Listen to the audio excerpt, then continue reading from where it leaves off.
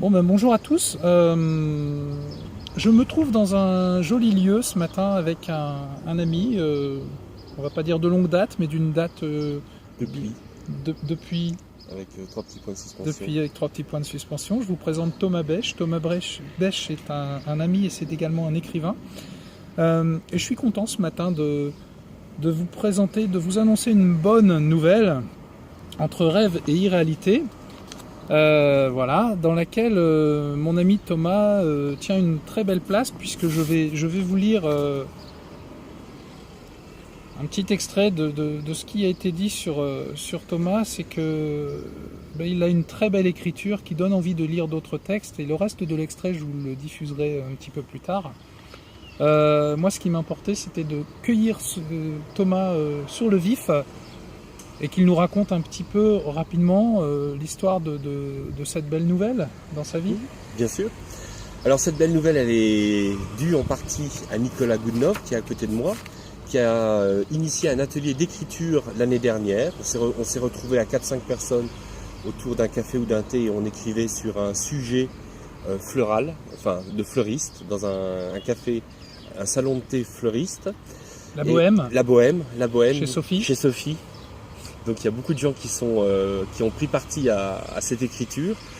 C'est une écriture qui parle en fait de souffrances cachées, parce que je préfère pas les dévoiler, mais avec une note d'espoir. La note d'espoir, c'est ma fille qui habite aux États-Unis, et j'ai fait un personnage de fiction qui s'appelle Ponturdas, qui a repris certains de mes traits, certains de mes passages aux États-Unis dans l'aéronaval, pour présenter une nouvelle un petit peu entre rêve et irréalité. Qu'est-ce qui fait qu'un schizophrène comme moi, puisque je suis traité pour schizophrénie, peut passer du rêve à la réalité. C'était un travail de couturier. J'ai rassemblé des extraits et des fragments de texte, et ça a donné une nouvelle de 20 pages. Moi, ce que je constate, Thomas, puisque je te côtoie depuis quelques mois maintenant, c'est que ça n'a pas donné que ça t'a donné le sourire aussi. Oui. Ben, le contact, en fait, s'est fait récemment, puisque l'éditeur m'a contacté il y a 1 an, donc la nouvelle a pris 1 an à être éditée. C'est un recueil, c'est une anthologie, donc il y a 26 auteurs. J'espère bien les découvrir. Je les découvre en ce moment en les lisant. Il y a des nouvelles extraordinaires, très courtes, qui sont prenantes. Une de Yann Kero, par exemple. Et puis aussi, il y a une très belle nouvelle. C'est que ma fille a repris contact avec moi. Elle habite en Floride, donc ça tombe à l'été, sortie d'un livre, et puis renouée avec ma fille. D'accord.